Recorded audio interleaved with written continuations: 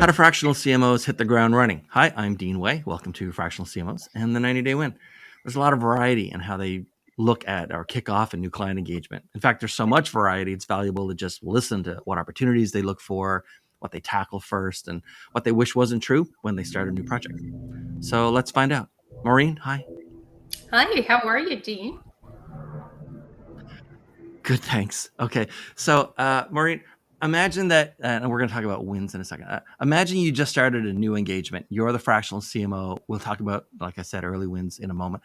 But first, what problems do you typically see, or what problems do you normally look for when you start a new engagement? And tell people a little bit about yourself. Well, I'm Maureen Edwards. Some people will call me a serial entrepreneur because I've built 6 companies from conception to commercialization. Wow. So, with that experience and also being in the biopharma landscape for many years across branding, marketing, sales, you name it, I've done it. I have a very multifaceted background when I come into a business because I not only can assess the business and the gaps and the opportunities there based on experience, but having that branding and marketing experience allows me to really hone in on let's talk about the problems first. I think the first issue is they don't know what marketing does. If Right. they are brand new to this, marketing is something that is very foreign to them and they think it's more overhead than it is revenue generating. So I think you have to sit down first and set those expectations and give them a little understanding if they aren't quite there yet. As soon as I get into an organization, there are 2 things that I do. One, I want to see everything they have done.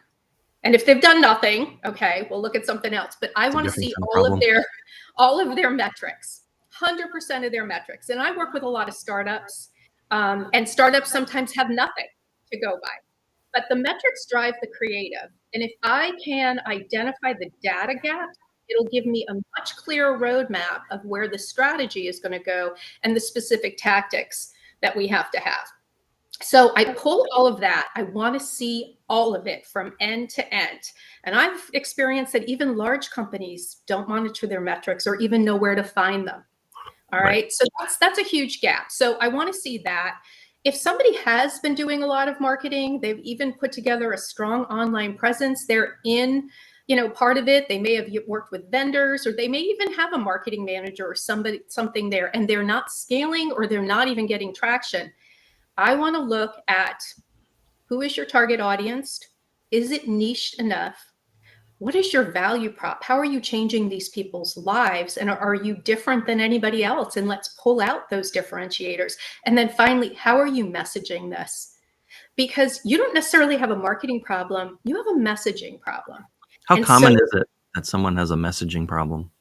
I built my entire company that I do now on that. I work with business owners and turnarounds, basically, of people who jumped to marketing and never built the real foundation of their company, which is the branding aspect, which are those pillars that I just talked about. Because if you're showing up on marketing and you don't know what to say to them, and you don't even know them well enough to know what would be relevant or what would resonate, they get on marketing and they put all of these marketing programs together and they go, why isn't anybody moving? I said, because you're showing up with something they don't even want to hear. Yeah, I built my whole company on just what a company says to prospects in the first 3 or 4 seconds. Like my whole company just lives in that slice. No one knows how to start. Brad, how about you? What kind of problems do you normally look for, or do you just tend to find a lot with the kind of clients that you work with? Yeah, and just to introduce myself. Yes, please. Yes, Thank you. I'm Brad Schlachter, also a fractional CMO, and I've spent most of my career in the entertainment and technology and media space. And so I've worked for big companies like Disney and Microsoft, as well as a number of video streaming services like Hallmark and Motor Trend, and a lot of digital media, digital publications as well. So really content and technology focused companies. And like Maureen, I mean, it is pretty common to, especially with startups. I mean, when you work with sort of, scrappy startups, a lot of times I get a call or they're interested in talking to me when they get some funding and they're like, okay, we want to scale now. We want to show our investors, Right. that we're a good investment and we can scale quickly. And a lot of times they have not really gone through the process or really refined the process of, okay, is their product service or service, is there really a strong need? Is there a good product market fit? And Maureen talked about, positioning. Yeah. So what's different and better and special about your product or service? Sometimes they'll list a bunch. There's one sort of common problem I see is companies tend to talk about features and not about benefits. So, our product can do this, this, and this, and this. Okay, why should the consumer or the end user care? What problem are you solving? So you see a lot of companies not crafting their language in a way that's compelling or interesting to their target audience. They may not, they are maybe UI UX issues where the call to actions aren't in prominent positions, and there's a lot of those are sort of like low hanging fruit opportunities to rectify. So. Okay, so let's stay with that for a second and sort of pivot it. What kind of like early wins, or, and I hate this phrase, but what kind of like low hanging fruit do you like to get done in the first 90 days of, let's say you've got a 1-year engagement, right? And a lot of your stuff's going to be below the waterline for the first 30, 60, 90, right? There's discovery, there's interviews, there's planning, like what kind of like above the waterline early wins do you like, if you can, get done in the first 90 days? And then we'll switch back to Maureen. Sure. Do you want me to start? Or? Yeah, please. Okay. Yeah. I mean, obviously, I have a whole methodology and, certainly I think it starts for me a lot of times making sure that, first of all, everyone's aligned on what success is going to equal and what the goals are. And then, doing an audit, as Maureen mentioned earlier, really digging into what they're doing now, what's working, what's not working.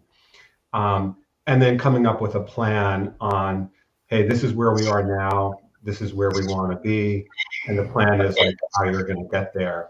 But the other thing that I think that isn't said, but is also really important during the first 90 days, right, is you really need to build relationships, you need to build trust, you need to get allies. And if you're a fractional CMO and you're in a B2B company, really knowing how to building out a relationship with the head of sales and being supporting sales, for example, is certainly something that's going to be really important. And so, I mean, those are some of the things that aren't really said, but I think ultimately are going to determine if you're going to be able to succeed, because it's not just what you say or what you recommend, but how you interact and build trust, and are you able to drive consensus-based decisions, and all that is the sort of the soft skills of marketing that really, I think, or play a big role in whether you're going to be successful or not. Maureen, how about you? What kind of early wins, low-hanging fruit? I will tell you, totally agree with Brad. And that's something that I find people will get into, whether they're a permanent employee or fractional, and they just go full force, kind of on their own agenda sometimes, because they are the expert. They've been hired for all this stuff. But it isn't necessarily the implementation of tactics and ideas you have. It's really coming in and saying, how do we partner together? Where's the synergy? Where are we going to take this to the next level? I'm not the only one here. This is us working together. And I think that's an early win, just like what Brad said, right off from the bat, because right there, you have won trust. You have won the commitment to them working with you. And you also have to set expectations. Am I managing these people? Right? Am I managing them?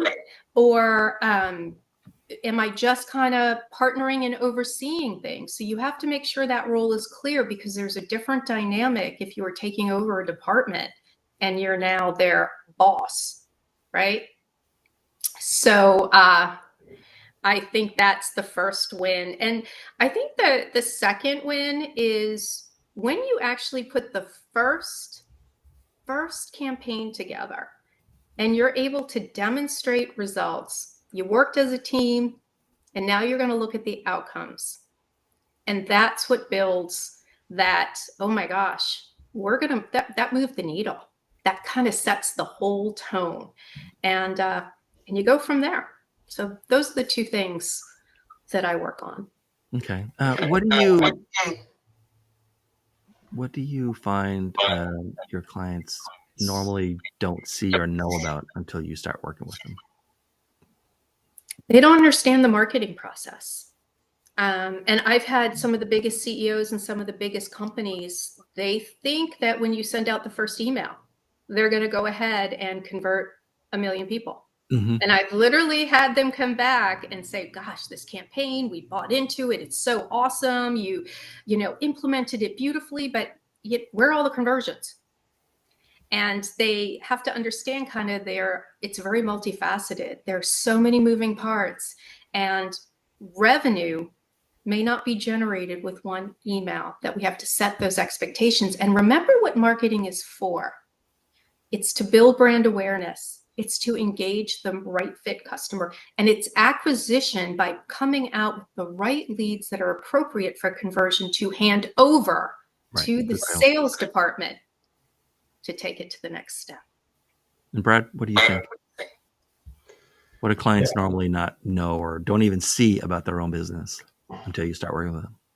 Yeah, no, I've had definitely similar experience. Managing expectations is certainly important. And in terms of, people understanding that, marketing is a process. And if it's a B2C client, you can talk about reach, but there's effective reach, which means you usually have to reach a customer, 3 times before it becomes effective. And there's, and you're obviously everything has to work together, right? Your email, your social media, your advertising, there's all these different touch points, and you have to orchestrate that. The other thing that I think that requires, some patience, but I think is so important, at least for a lot of companies that I'm working with, because I'm working with a lot of companies who are in the content space in one form or the other. And organic traffic is, certainly growing organic traffic is usually high on people's lists. And SEO is really important, especially for building that strong foundation for organic growth going forward. But SEO is something that takes some time, right? And you need to develop your keyword strategy and then the content, and then it takes a little while for all that stuff to register with Google before you start seeing positive results. So, there's certainly things you can do that are quick and easy wins with potentially with paid and with making sure you're the conversion rate optimization and all the pages are just are designed better for conversion, and those are some things that you can usually impact pretty quickly. But some of the longer term strategic things like that organic growth are going to take more time, and you do have to sort of set expectations and manage those up front. So besides that, or maybe specific to the situations we talk about here, what should a CEO understand about fractional CMOs to get maximum value, squeeze every last penny of value out of their fractional CMO? Brad, and then we'll switch to Maureen. Yeah, I think one thing that I sometimes struggle with is, when you work for bigger companies or medium-sized companies, they typically have a team, and they really could rely on a fractional CMO for primarily, strategic input. And I think that's where I think, ultimately we're going to be able to provide the most value. But when you're working for a scrappy startup, a lot of times you also need to be sort of that individual contributor as well. And that's fine, but you're not going to get maximum value out of your fractional CMO who perhaps has 20 or 30 years of experience, having them get into the weeds and being too tactical. So I think there's always that there's always a little bit of that juggling between being that individual contributor versus being the strategic voice.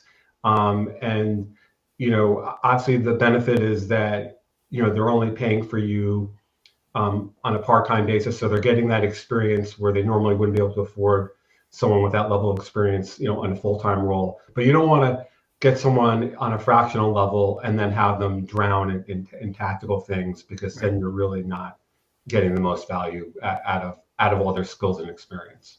And Maureen, what do you think CEOs would need to understand, or ELTs or boards would need to understand about fractional CMOs to get maximum value from you?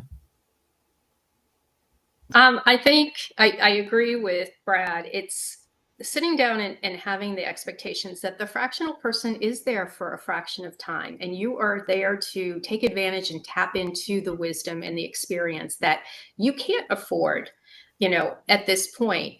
But I think that one of the things they have to understand too is you may not be able to afford somebody full time, but you still have to afford them the opportunity to work with a budget and have money available to them, because I have found that, they'll hire you, they'll get you in there, you'll put strategy together, you can even build a marketing department from the ground up. I've done that so many times and all the processes, but then you go beyond that organic that they're so reliant on, like, why aren't we growing with no money? Where you have to sit down and say, look, I've assessed the situation, and this is how much money we will need in a budget to be able to move the needle based on what you are looking at financially as far as your goals. So I think that could be a sticking point, as well as them thinking you're on call all the time.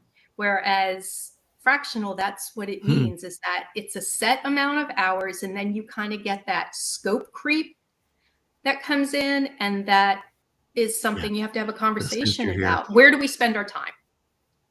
Right. And okay, so let's stick with that a tiny bit further. I guess at this point you've probably got your qualification and prospecting and vetting process ironed out, but are there signs as you're talking to a client or a prospect, let's say, that they're not ready for a fractional CMO yet, or they should not hire a fractional CMO? Are there any red flags, Maureen? Oh, okay. One, I think a big red flag is they don't know anything about marketing. Right there. They don't know what they don't know. And when you come in and explain it, they are still not quite sure and not quite getting it. At that point, I don't think you're in alignment, because it's going to take you a very long time to prove it, to educate them, give them patience, right? Try and train them, all of that. So a red flag for me is when they absolutely have no idea about the marketing process, the marketing budgets, and where a fractional CMO would be able to take them to the next step, as well as them thinking that that person is coming in and going to get every single strategic thing done and tactical, because you're the only one maybe on call. Right. You don't have a team to turn it. Yeah, you're it. And they're thinking, well, I got strategy, I got tactics, I've got meetings for you, and you're in the weeds. Yeah. And I only have to pay you 1 day a week, and I get 5 days a week worth of CMO. Yeah. Brad, has that ever happened? You're brought in as fractional, and it's just the scope expands past what the agreement said? It does. And just to the earlier point that Maureen was making, a red flag I've experienced is because I've worked with a number of legacy media companies like Hallmark, but in the digital space, or Motor Trend in the digital space, and I can provide some other examples. One red flag for me is when you talk to different people in different departments and they're not aligned on goals, or the people on the legacy side of the business feel threatened by the people on the digital side of the business. And the assumption is that, if you're growing the business on the digital side, it's taking away from maybe the traditional aspect of the business. And people get very defensive and territorial, right? And I can give you, I've had that happen a number of different times. And so if I'm going to a company that has both sort of a legacy and a digital component, and if I'm going to be working on the digital side, I want to make sure that everyone's really clear on what we're going to be doing, and that there's comfort within the organization or support within the organization for that path. Otherwise, it just makes your job that much harder. So. Hey, Maureen, I want to put, as we finish up, I want to throw a hypothetical and see what you want to say about it. Imagine that for some reason you get tapped and they say, hey, Maureen, we're kind of like really busy and you probably do a good job at this. Can you go ahead and interview and select the next head of sales? What are you looking for? What are the green flags and red flags about a fractional CMO hiring, let's say, a fractional head of sales? I think the first thing I look at is how do they see the partnership with marketing? Because in my experience, there's been a lot of silos, and I think Brad kind of alluded to this, is that people are not on the same page. So I really want to get an idea of how that person plans on partnering with me. What is their mentality behind collaboration and behind working marketing and sales together? So I really want to qualify that out. Sometimes we're sales, we're commercial, we implement the sales force to, take your sales aids and get this, and this done. I said, that's all great, but your sales aids your salespeople are very valuable to me to build those sales aids and to get the message out there. And so I want to make sure they understand that we work together, so I can give them the best opportunity for their reps to message the right thing. And I don't know that until they're willing to have me part of the team and integrated. So that to me is kind of what I want to qualify out first. Right. And I think the green flag, the one where I say, this SE, this commercial operations person is very confident. And when I see confidence in their own skin, where they are not a fearful leader, they will hire people better than themselves to build a well-rounded, diverse team. When I see that, I get so excited and I go, you know what? This person's going to be in alignment with me. That's a good answer. That might be like a perfect answer. Brad, I have a different hypothetical for you. CEO says, hey, I kind of got lucky hiring you. I don't think lightning's going to strike twice. Can you go ahead and pick, interview and hire the full-time CMO that we're now ready for?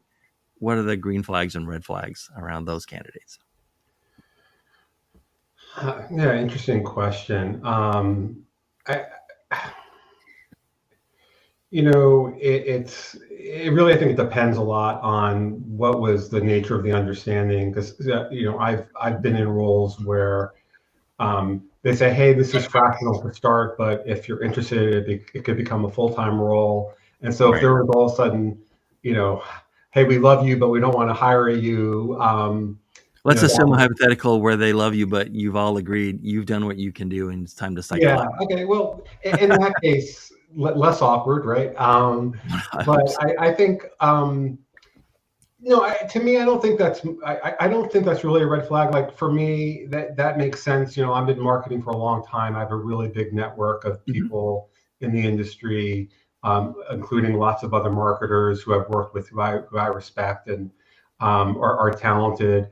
And so to me, that makes a lot of sense for me to, and obviously it's my area of subject matter expertise. And so for me to help be involved in that vetting process makes sense. I've actually, I don't know if I'd call it a red flag, but I've been in situations where CEOs have asked me to help hire, like a CTO or people where I don't have the subject matter expertise, or I really don't know the right questions to ask, or and to me that's a bigger issue, because I may be able to tell if a potential CTO is a good fit from a cultural perspective, but I'm not going to know if he has the technical chops to, to do the job. Or at least it's going Do to you be a think lot it's a harder for me to different kind of discern that. mindset or skill set or experience that you'd be looking for if after being like, the 1 day a week fractional CMO for a client for, let's say, a couple of years and you're ready to move on?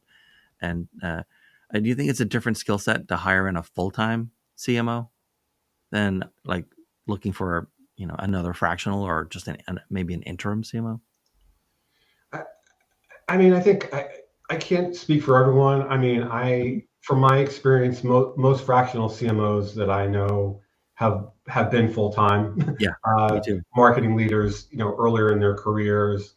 I think it's just, what stage of someone's career is and what they're looking for. Do they want the flexibility of being a fractional CMO versus, the stability, of a full time job, and and maybe they don't want to look, always sort of feel like they're under pressure to hire new, to get new clients. And so there's just pros and cons, right? So, but I think as a fractional CMO myself, who spent most of my career in full-time roles, I don't think it's really much of a leap to think that, someone who's been a fractional person could become, to become full-time or full-time become fractional. I think most of us have probably done both. At this point, I think I know well over 1,000 fractional CMOs. They're the biggest part of my business, and it didn't occur to me to, just as you were talking then. I imagine for one reason, a lot of startups hire fractional CMOs because of budgeting, and they're also getting started. So, but in a way, it also, there'd be a lot of sort of like mental fit, cultural fit of a startup hiring a fractional CMO, in that it's an entrepreneur of a business hiring an entrepreneur of marketing, right? A self-employed person to come in and do the marketing when you're hiring a fractional CMO as a startup. So, there'd be a lot of, yeah, I get this. Like, I know that, I need to make payroll. I know we need to like sign a customer, the kind of stuff that like startups would be obsessed with. Yeah. I hadn't thought about that before. See, I finally made a connection on something. Yay me. Okay. So I think that wraps this up. Brad, and then we'll switch to Maureen. Can you tell people how to find you? Where would they find you if they were looking for you? I can start. Sure. So I have two separate companies. It's Do It For You Agency, which is ingenacom.com, and that's with one N, INNE. And the other is Do It With You, for business owners who want to build their business from the ground up, and that's 8simplesteps.net. And I am all over, Facebook, LinkedIn with me, both personally and on my company pages. And let's have a conversation. And Brad, how do people find you? What's your website? Yeah, LinkedIn is a great place to find me. There's not too many Brad Schlachters out there. There are some, and I actually know another one, but there's very few of us, especially who are fractional CMOs.